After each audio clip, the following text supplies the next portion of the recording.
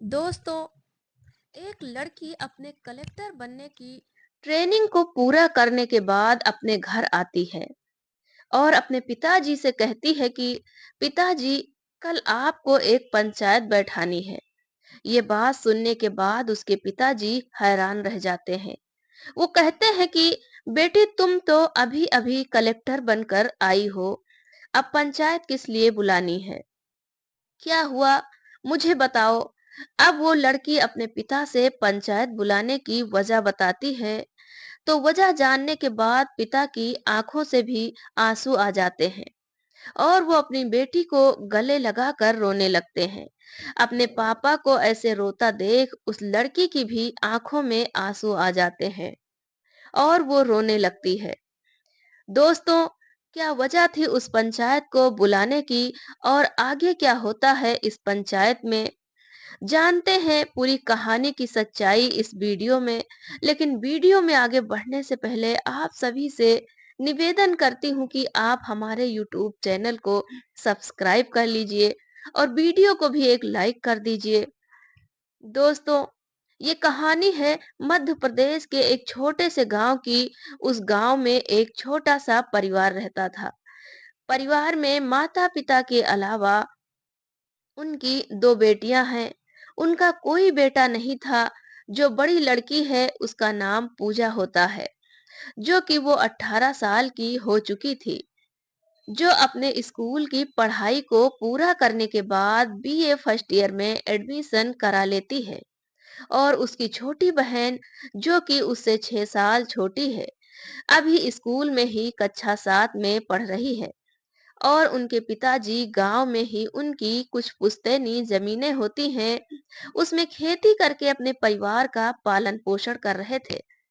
दोस्तों, परिवार हंसी खुशी अपना जीवन बिता रहा था। धीरे धीरे समय ऐसे ही गुजर रहा था। लेकिन एक दिन सुबह सुबह पूजा के पिताजी के पास गांव के कुछ दबंग लोग आते हैं और उन्हें धमकाते हुए कहते हैं कि तू जिस जमीन पर खेती करने के लिए जाता है, अब तू उस जमीन पर खेती करने के लिए कभी नहीं जाएगा। अब इस बात को सुनने के बाद पूजा के पिता कहते हैं कि यह क्या बात हुई भाई साहब, आप ऐसा क्यों बोल रहे हो? वो हमारी पुश्तैनी जमीनें हैं और मुझे मेरी ही जमीन पर खेती करने के लिए क्यों रोका जाएगा? तो वो दबंग लोग कहते हैं कि आज के बाद से उन जमीनों पर हम खेती बाड़ी कराएंगे और अगर तू वहां दिखाई भी दिया तो तुझे तेरे परिवार सहित रातों रात गायब कर देंगे। किसी को कुछ भी पता नहीं चलेगा कि आखिर परिवार गया तो कहाँ गया। और अगर इस बात की शिकायत भी किसी से करने की कोशिश की तो हमसे बुरा कोई नहीं होगा। कान खोलकर इस बात को अपने दिमाग में बसा लें। अब इन सब बातों को सुनने के बाद पूजा के पिता बहुत घबरा जाते हैं और बहुत ही परेशान हो जाते हैं। सर पर हाथ रख कर बैठ जाते हैं और सोचने लगते हैं कि ऐसा कैसे हो सकता है और ये सब क्या हो रहा है हमारे साथ। अब शाम हो जाती है। पूजा भी कॉलेज से आ गई थी। तो उसके पिताजी सभी परिवार वालों को बैठाकर ये बात उनसे भी बताते हैं। इस बात को बताते हुए उनकी आंखों से आंसू निकल आते हैं। वो अपने बीबी बच्चों से रोते हुए कह रहे थे कि उन लोगों ने हमारे साथ अच्छा नहीं किया है।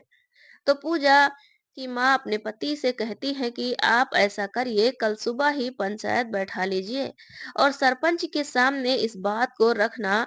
पंचायत में कोई ना कोई तो हमारी मदद के लिए आगे जरूर आएगा। आखिर इतना बड़ा गांव है हमारा। तब वो अगले दिन पंचायत का आयोजन करते हैं और पंचायत बैठाई जाती है। तो पूजा के पिताजी पंचों से अपनी परेशानी को बताते हैं।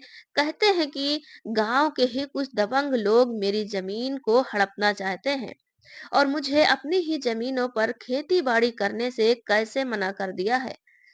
भला ऐसे कोई कैसे अपनी मनमानी कर सकता है? आज ये मेरे साथ हो रहा है तो कल शायद आपके भी साथ हो जाए। इसलिए मैं आपसे मदद के लिए आया हूँ। हमें एक साथ खड़े होकर उनका विरोध करना चाहिए। लेकिन इस बात को सुनने के बाद ज्यादातर लोग जो पंचायत में थे उन दबंग से डरते थे उनसे कोई उलझना नहीं चाहता था, क्योंकि वो गुंडे टाइप के लोग थे। अगर उनकी बात मानने से कोई इनकार करता था, तो वो उसके साथ बहुत बुरा अंजाम करते थे। अब पंचायत का कोई भी आदमी उनके साथ खड़ा होने को तैयार नहीं होता। एक दो लोग आगे आते भी हैं, लेकिन इतने से क्या ही हो जाता। अब वो आदमी भी पंचायत में आ जाता है, जिसकी वजह से ये पंचायत बैठी थी। वहां जाकर पूजा के पिता की बहुत बेइज्जती करता है, उन्हें बहुत जलील करता है। इधर पूजा के पिताजी अकेले पड़ जाते हैं, उनकी आंखें भर आती हैं, वो सिर्फ हाथ रख कर बैठ जाते हैं। और पंचायत कोई फैसला सुनाए बिना ही उठ जाती है, और सभी लोग अपने अपने घर चले जाते हैं। और फिर वो अपने घर लौट आते हैं। शाम में पूजा घर आती है तो अपने पिताजी से पूछती है कि पिताजी, क्या फैसला हुआ? पंचायत में क्या हमारी जमीनें हमें वापस मिल जाएंगी? लेकिन वो कोई जवाब नहीं देते और कमरे में चले जाते हैं। अपने पिता की ऐसी हालत देखकर वो समझ जाती है, क्योंकि वो काफी बड़ी हो चुकी थी और इतनी समझदार तो थी कि उसके पिताजी के साथ जरूर कुछ तो गलत हुआ है, और वो बहुत ज्यादा टेंशन में है। इसके बाद वो घर से बाहर जाती है और अपने ताऊ चाचा से इस बात को जानने की कोशिश करती है कि आखिर पंचायत में उनके साथ हुआ क्या है। तो वो बताते हैं कि पंचायत में उनके साथ बहुत बुरा हुआ है, उनकी कोई बात नहीं रखी गई, उनको बहुत जलील भी किया गया, जिसकी वजह से वो पंचायत में ही रो पड़े थे। ये बात सुनकर पूजा को गुस्सा आ जाता है, उसे बहुत बुरा लगता है। वो इस बात को लेकर गहरी विचार में रहने लगती है। अब रात हो जाती है तो पूजा और उसकी छोटी बहन कमरे में सोने के लिए चले जाते हैं, लेकिन उनके माता-पिता बाहर आंगन बैठे हुए बात कर रहे थे। उसके पिता अपनी पत्नी से कह रहे थे कि आज जो कुछ मेरे साथ पंचायत में हुआ, अगर हमारी बेटी की जगह कोई बेटा होता तो आज ये सब ना हो पाता। इस बात को पूजा भी कमरे में बैठी ही सुन लेती है। सुनने के बाद वो खूब रोती है, क्योंकि आज उसे एहसास दिला दिया गया था कि वो एक लड़की है और लड़कों की अहमियत क्या होती है। उसके पिताजी कह रहे थे कि अगर मेरा बेटा होता तो मेरे साथ कंधे से कंधा मिलाकर खड़ा रहता और उन लोगों को फिर देख लेता। इस बात पर उसकी पत्नी कहती है, जी कोई बात नहीं, हमें ईश्वर के फैसले पर राजी रहना चाहिए। पता नहीं क्या भलाई है इसमें। वो कहती है कि क्या हुआ, हमारे पास दो बेटियां हैं, तो हमारी दोनों बेटी अच्छी हैं। लेकिन पूजा को अपने पिता की ये बात किसी कांटे की तरह चुभ गई थी, और उसको भी लगने लगा था कि अगर मैं एक लड़का होती तो आज अपने पिताजी के साथ कंधे से कंधा मिलाकर खड़ी होती। अब पूरी रात वो इस बात को सोचती रहती है। उसकी छोटी बहन सो जाती है, लेकिन वो रात भर सो नहीं पाती। अब सुबह होती है और वो तैयार होकर कॉलेज चली जाती है, लेकिन कॉलेज में भी उसके दिमाग में यही बातें चलती रहती हैं कि मेरे पिताजी की इतनी ज्यादा बेइज्जती हुई है, और अगर मैं बेटा होती तो अपने पिता का सहारा बनती, उनका पूरा साथ दे पाती। इसी तरह से कुछ दिन बीतते गए, लेकिन पूजा कॉलेज में बिल्कुल गुमसुम से रहने लगी। अब उस कॉलेज में पूजा की एक मैडम होती है, जिनका नाम सुनीता होता है। सुनीता मैडम काफी दिनों से पूजा को नोटिस कर रही थी कि ये इतना गुमसुम क्यों बैठी रहती है। तो वो एक दिन पूजा को अपने ऑफिस में बुलाती हैं और उससे पूछती हैं कि बेटी पूजा, क्या बात है? मैं कई दिनों से देख रही हूँ, तुम बहुत बदली बदली लगती हो, बिल्कुल गुमसुम रहती हो, किसी से कोई बातचीत भी नहीं करती। पहले तो कभी तुम्हें ऐसे नहीं देखा मैंने। बताओ क्या बात है? मैं तुम्हारी मैडम हूँ, तुम मुझे बेझिझक अपनी परेशानी बता सकती हो। इसके बाद पूजा सुनीता मैडम के सामने ही रोने लगती है, उनके गले से लिपट जाती है और रोते हुए सारी बातें अपनी मैडम से बताती है कि मैडम, मेरे पिताजी के साथ ऐसे ऐसे बहुत बुरा हुआ है। और वो कह रहे थे कि अगर मेरी बेटी की जगह बेटा होता तो मेरे कंधे से कंधा मिलाकर मेरे साथ खड़ा रहता। इस बात को सुनने के बाद सुनीता मैडम बहुत ही ज्यादा भावुक हो जाती हैं और साथ ही साथ परेशान भी हो गई थी, क्योंकि उनके सामने बेटी और बेटा को लेकर भेदभाव वाली बातें आ गई थी। क्योंकि वो एक अध्यापक थी तो वो अच्छे से जानती थी कि बेटी और बेटा में कोई फर्क नहीं होता। बेटी भी चाहे वो करके दिखा सकती है जो लड़का अपने पिता के लिए कर सकता है, वो लड़की भी कर सकती है, बस दोनों के तरीके अलग-अलग हो सकते हैं। अब वो पूजा को समझाने लगती है कि बेटी, कोई बात नहीं, अगर तुम्हें भगवान ने लड़की बनाकर पैदा किया है तो क्या हुआ? लड़कियां कमजोर नहीं होती हैं।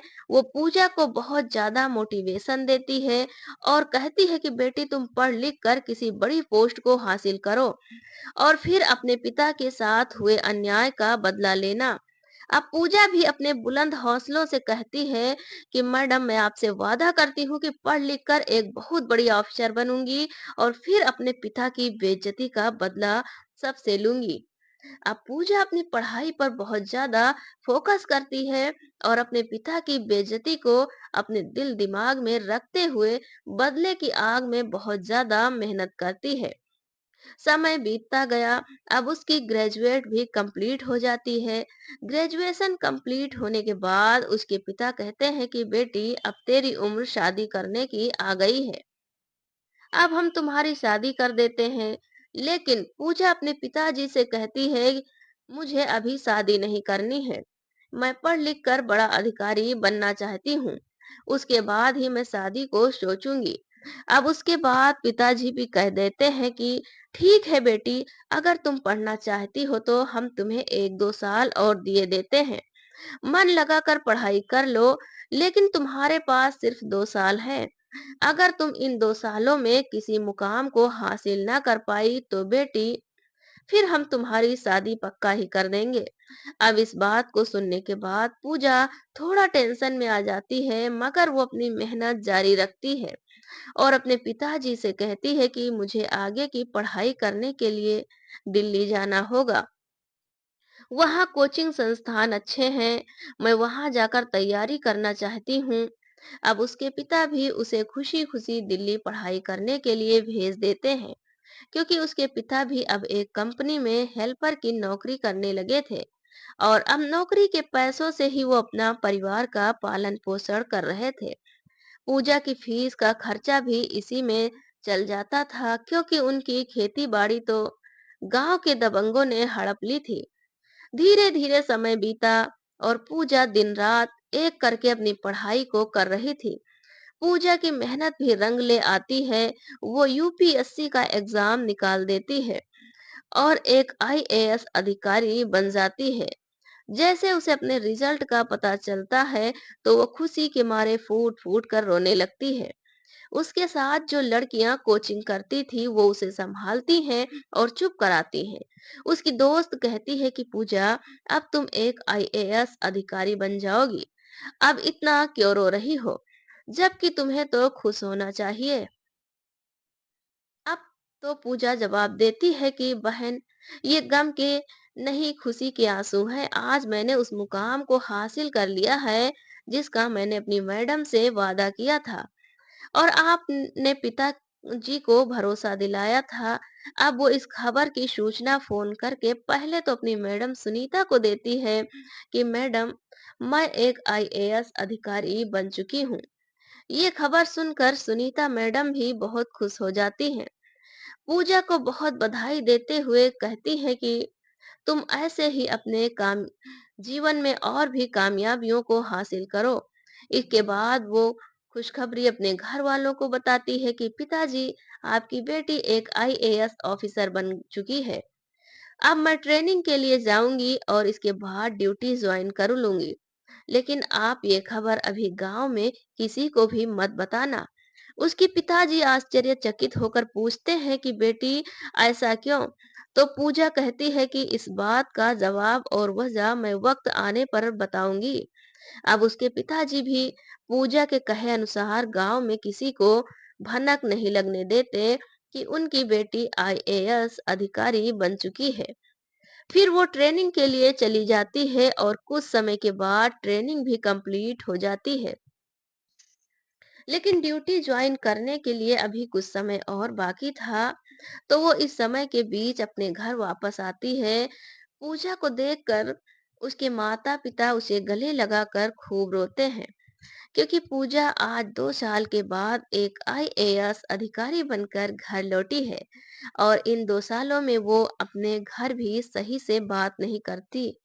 क्योंकि दोस्तों, पूजा जब पढ़ती थी तो खुद को कमरे के अंदर बंद कर लिया करती थी।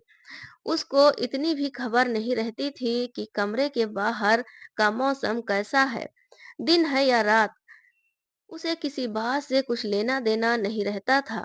उसने दिन रात एक कर दिया था, तब जाकर इस मुकाम को हासिल किया था। इसके बाद पूजा अपने पिताजी से कहती है कि पिताजी, कल आपको एक पंचायत बुलानी है। तो उसके पिताजी अचंभे में पड़ जाते हैं। पूछते हैं कि बेटी, कल पंचायत किस लिए बुलानी है?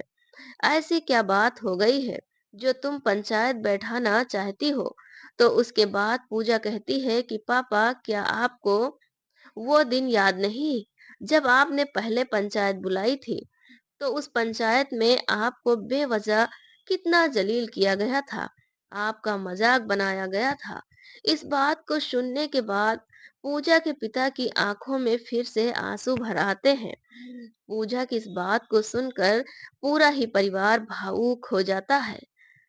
पूजा अपने पिता से कहती है, आपके अपमान का बदला लिया जाएगा, इसलिए आपको एक बार फिर से पंचायत बुलानी है। इस बात को सुनकर पूजा की माँ उसे रोकते हुए कहती हैं कि बेटी, ये सब बातें अपने दिमाग से निकाल दो। तुम कामयाब हो चुकी हो, हमारे लिए यही खुशी की बात है। लेकिन पूजा नहीं सुनती है, अपने पिता से साफ साफ बोल देती है कि आपको कल पंचायत बुलानी है। अब अगले दिन पूजा के पिता एक बार फिर लोगों को इकट्ठा करके पंचायत बैठा देते हैं। अब सभी लोग आ जाते हैं, तो उन लोगों को भी बुलवाया जाता है जिन्होंने पूजा के पिता को धमकाया था, उनका अपमान किया था। अब कुछ देर बाद पूजा अपने पिता के कंधे से कंधा मिलाकर चलते हुए आती है और पंचायत में पहुंचती है। वहां आने के बाद पूजा पंचायत में खड़े होकर सभी उपस्थित लोगों से कहती है कि अपने 2 साल पहले जो हमारे लिए फैसला किया था वो हमें उचित नहीं लगता है, वो गलत है। आप लोगों से मेरा अनुरोध है कि आप उस मामले की तहकीकात दोबारा से कीजिए। और आज मैं भी अपने पिता के साथ कंधे से कंधा मिलाए खड़ी हुई हूँ। इतना सुनकर कुछ लोग उनका मजाक बनाते हैं कि देखो, ये आज अपनी बेटी को भी पंचायत में लेकर आया है। इसके बाद पूजा के पिताजी कहते हैं कि हाँ, मेरी बेटी ने ही ये पंचायत बुलाई है।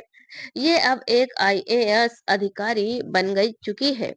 इस मामले की सुनवाई ये खुद करना चाहती है। अब इस बात को सुनने के बाद जब लोगों को पता चला कि बेटी आईएएस अधिकारी बन चुकी है, तो सभी के चेहरों का रंग उड़ जाता है और डर के मारे सभी का मुंह नीचे झुका जाता है।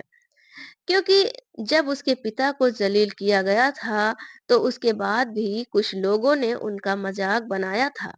उसके बाद पूजा उन दबंग से अपने पिता की बेइज्जती का बदला खूब अच्छे से लेती है। उन्हें भरी पंचायत में वैसे ही जलील करती है जैसे उसके पिता को बेइज्जत किया गया था। इस मामले को देखकर सभी लोग ये मान लेते हैं कि बेटियां भी बेटों से कम नहीं होती हैं।